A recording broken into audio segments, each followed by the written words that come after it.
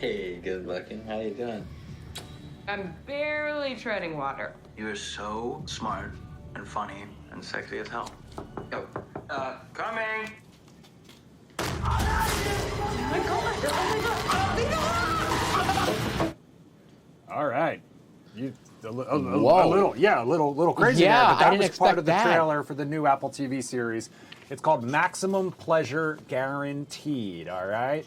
It's a genre-defying show, like I said, about a mom investigating murder only she believes happened after witnessing it on her computer while she was on an adult cam site. Before the premiere, though, I got a chance to talk to the cast and crew about what we share through our screens, Tony P, and much, much more. Very timely. Very timely indeed. The inspiration for it is also fascinating. You'll hear about this coming up here in just a second. Sounds good. This could be fake, a scam. Hello? They kidnapped me. They're gonna kill me. Tatiana, Maslaney, Jake Johnson, and Murray Bartlett star in the new comedic thriller Maximum Pleasure Guaranteed. We know everything. Your job, your ex, your daughter. We can destroy your life. What do I do? It tells the story of a newly divorced mom named Paula who falls down a dangerous rabbit hole of blackmail, murder, and youth soccer. Are you good though? Yeah, me? I'm great. I'm so great.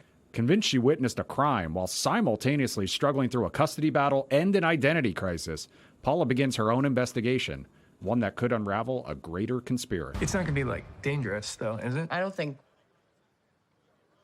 Why would it? The show takes some inspiration from the pandemic, Zoom calls, and the Hitchcock classic Rear Window.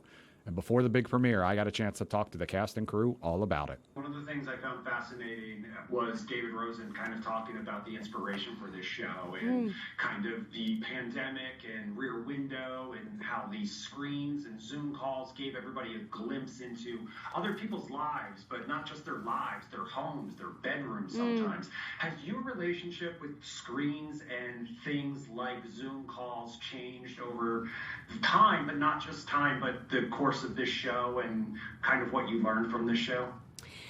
Yeah, I mean, like the thing that comes up for me when you say that is like I'm thinking of all the times that we as actors now have to do auditions on Zoom, where you're sort of like at such a disadvantage because you can't even connect with the person physically in the room, and you're sort of distanced, and you're sort of feel like you're unmoored, and that's like a sad element of like the screen, you know what I mean, of what's happened to like our industry a little bit, and also just like the fact that people watch their phones while they're watching the show or whatever. I like can't believe that like that's how content's made too, for what is it called, two screening or double screen, or I don't know.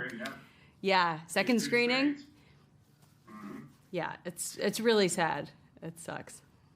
On the flip side, and this kind of plays into sort of the theme of the show though too, is it easier to pretend you're something you're not when you're behind a screen? Yeah, I mean that's a great question. Yeah, probably. I mean you can curate something much more when you have the sort of frame. But yeah, I don't know. It makes you think about the great things we have about being able to connect in this way, and also the pitfalls of being manipulated, or the kind of nefarious sort of roads that it can take you down. But I think one of the things that I love about it is that, and it makes sense, obviously, that thing of coming from the pandemic, the idea sort of springing from that, is that Paula, our main character, who's Tatiana Maslaney, who is brilliant in the role at playing this thing of just like life is throwing all these things at you, and because I think we're in this age of all the stuff that we can do online, it's easy to feel alone, particularly when, like she's recently divorced. She's dealing with sort of a child custody thing. She's feeling alone. That this sort of feeling of overwhelmment that there's so much coming at us in the world, but also through our social media and stuff, and that feeling of just being overwhelmed and she embodies that so amazingly, and I think it's very relatable for all of us. And how do you navigate through that? How do you not get obsessed by things to try and or fixate on things to try and sort of escape this overwhelmment? And so it feels very relatable in that way to me. I was really fascinated by what people were using for their backgrounds once these screens became part of our lives. Like right now I'm looking at yours and I'm like, okay, he's on a pretty high floor.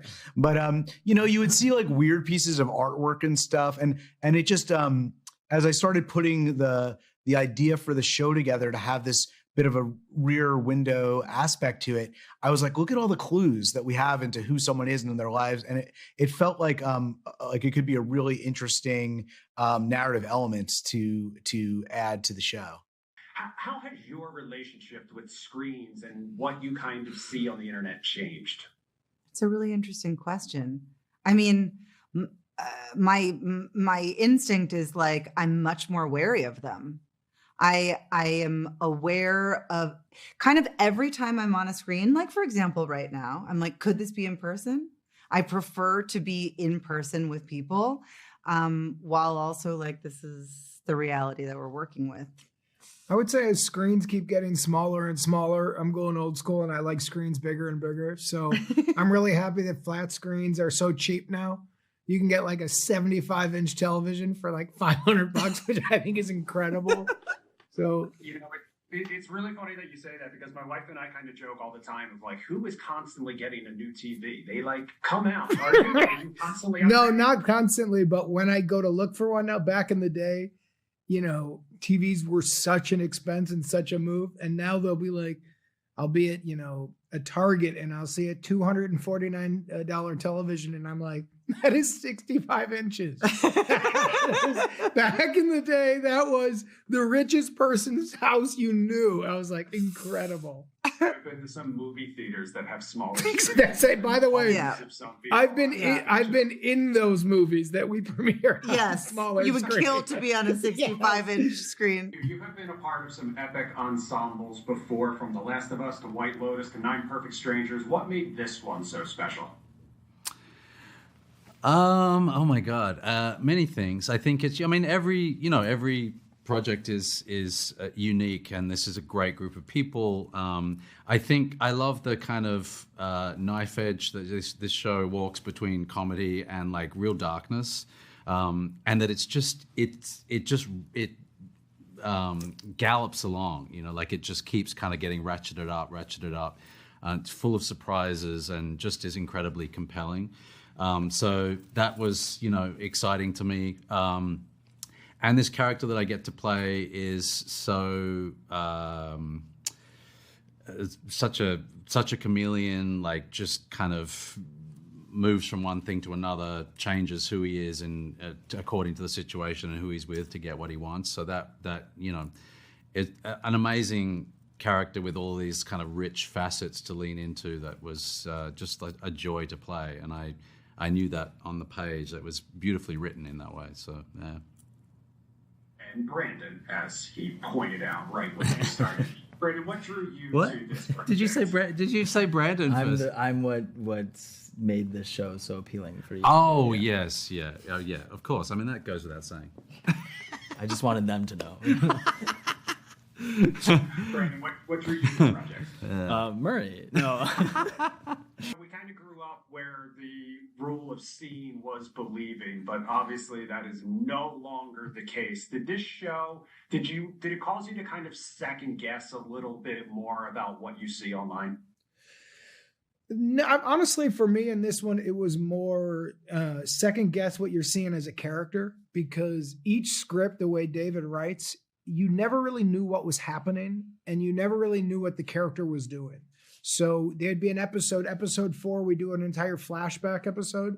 And I learned more about the relationship between Carl and Paula then than I did in the first 3 episodes. So what was really fun about this show is kind of playing catch up to his vision, because he really did have it all planned out. And he would have in certain episodes, he would call for levity for a scene that I would think would be more dramatic. And so it was more just jumping in and taking a leap of faith that he knew what he was doing. You've got to have discretion. You've got to have a good sense of humor. You've got to be able to think about who you are, what you're looking for in these infinite windows of uncertainty. And so I don't know. I feel bad for people that take everything so literally, because I think it's just like switching channels on a TV set. You never know what you're going to get next. You never know what's real, who you can trust, what's on the other side of the screen that you're looking at. And so I try to look at everything a little bit like I'm bringing my movie life to my real life now. And that there's good and bad. It's fun and fantastic, but it's also kind of frightening if you think about it.